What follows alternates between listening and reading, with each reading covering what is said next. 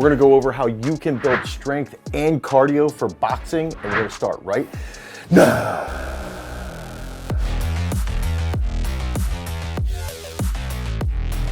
So when we're looking at boxing, we've got to think through the lens of the actual sport. A lot of strength and conditioning coaches look at boxing and they think like, oh, let's just train them as wrestlers potentially, something like that. And a lot of boxers generally don't like to do resistance-based training. They start to worry that they're gonna have really sluggish hands. They're not gonna be able to hold positions later in a bout, and they actually don't think through some of the best training methods that they can be using to improve their strength and improve their overall aerobic capacity. And I think that's gonna bring up the main factor here. Boxing is a body weight sport with a large amount of aerobic capacity that's necessary. So we've gotta be focusing on relative strength. Because it's a body weight sport, relative strength is the main characteristic that we have to be developing. That's pound for pound strength, okay? So if we have a fighter that optimizes their pound for pound strength and they have tremendous aerobic capacity, they're going to become better boxers. So what does that mean when we're actually in the realm of training? And I think the first key factor that we have to do is identify weak points of the individual athlete, okay?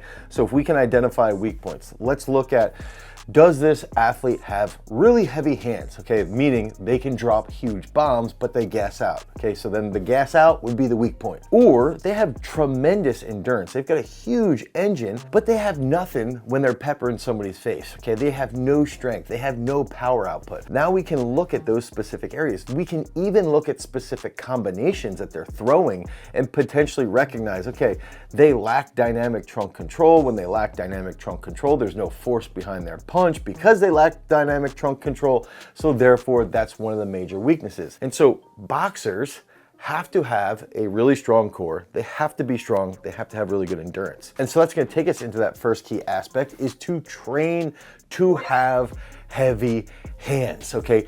Nothing can beat knockout power. Nothing. If you are down in the 6th, 7th, 8th round and you can still drop a bomb on someone's chin, you're going to win. So if we can train that knockout power in the weight room and in the actual ring, that's going to optimize your freaking performance. It's 100% something that we can train in the weight room. And what I would recommend is using, okay, garage grip, so putting a fat grip on dumbbells, right? And we can do dumbbell presses in the relative strength zone. So we're doing anywhere from 2 reps to 5 reps. And we want to think about moving as quickly as possible. The further we are out from a fight, the heavier we can lift, but I would not go above 4 to 5 reps. We're focusing on power output. So you can pause and be as explosive as possible with those dumbbell incline benches or the dumbbell bench presses, or even doing dips, okay? Something that's going to be training actual extension from the elbow.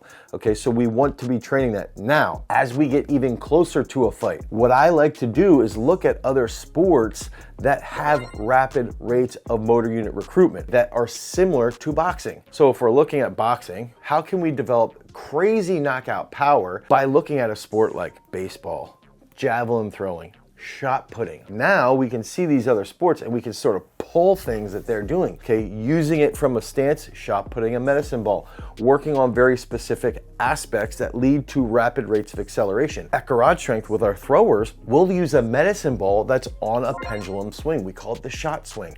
I believe this would be an absolutely fantastic way to train that knockout power, because there's a stretch shortening cycle, because you have to use your trunk to put force behind your hand, because you can train this repetitively and explosively. It's essentially a punching plyometric. So this is one of the best ways that you can develop that knockout power specifically for boxing. Now, a lot of you guys might be sitting there saying, well, this guy's a meathead. He's got no understanding of what that endurance needs to be when you're actually in the ring. And this is where the next big nugget comes into play. I genuinely believe that you should be doing 200 minutes a week of zone 2 endurance-based training. 200 200 minutes. That's gonna be about 3.5 hours. So 3.5 hours a week of zone 2 cardio. Now, zone 2 cardio is extraordinarily easy to get done in the morning. You can wake up, you can get on an assault bike, and you can just hold that zone 2 cardio. That means that your heart rate should be below about 145 beats per minute. So if you can hold that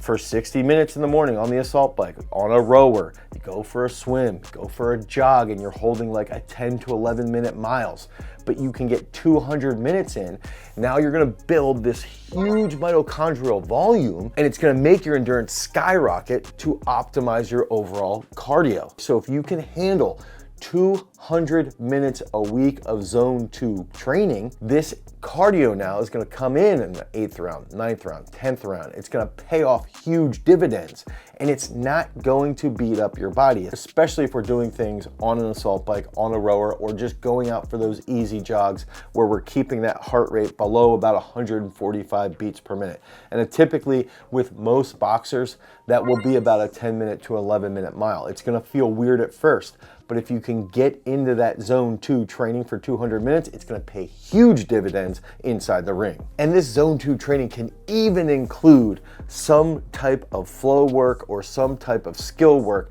as long as your heart rate is maintaining that zone 2 position. Now, using that minutes-based understanding, I would bring this back now and say we should be doing 120 minutes a week of resistance-based training that's focusing on relative strength, elasticity, and explosiveness. So we can base that down into 3 sessions of 40 minutes, but it's got to be focused on one, relative strength. So pound for pound strength. This might be explosive pull-ups. This might be rope climbs. This might be explosive push-ups. Focusing on power output. Then we can get into that elasticity. Okay, that's where we're looking at plyometrics, moving as snappy as possible, and then explosiveness. So we are gonna use things like the contrast method or the garage strength contrast method. We're not training boxers like shot putters. What we're doing is we're taking shot put based movements or baseball based movements and then getting creative and utilizing them inside of the training that you're specifically going to be doing for boxing. So if you looked at it and said 200 minutes a week of zone 2 cardio, 120 minutes a week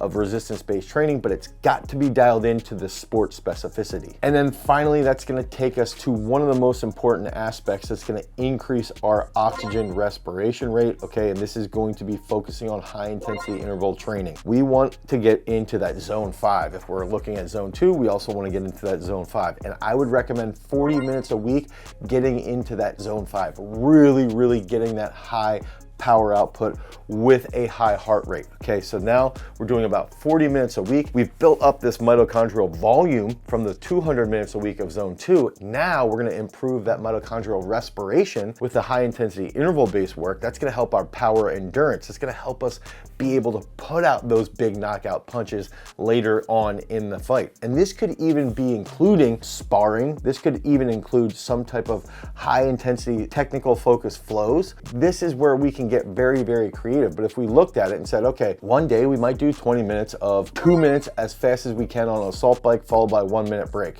Go 2 minutes again, 1 minute break, 2 minutes again, 1 minute break. We just do that for 20 straight minutes. That's half of that workout right there. That's half of that allotted time for high intensity interval training. That's gonna help your overall power endurance, which in turn will help you become a champion fighter, that prize fighter that everyone's dreaming about. So we've gotta work backwards and say, 1, focus on relative strength. 2, focus on elasticity. 3, focus on being as explosive as possible. Then we got it into 4, focusing on that zone 2 training, 200 minutes. 5, focus on 120 minutes inside the weight room, doing the sport specific work that we mentioned. 6, getting at least 40 minutes a week of high intensity interval training. That's one of the key formulas that you guys can use to improve your strength and your aerobic capacity relative to boxing. If you guys need help with your training, head over to peakstrength.app, the Google Play Store, the Apple iOS Store. You can download our app to help you guys improve your overall power output inside of the ring. Because remember, freaks, if you want to become a champion, you've always got to cultivate your power.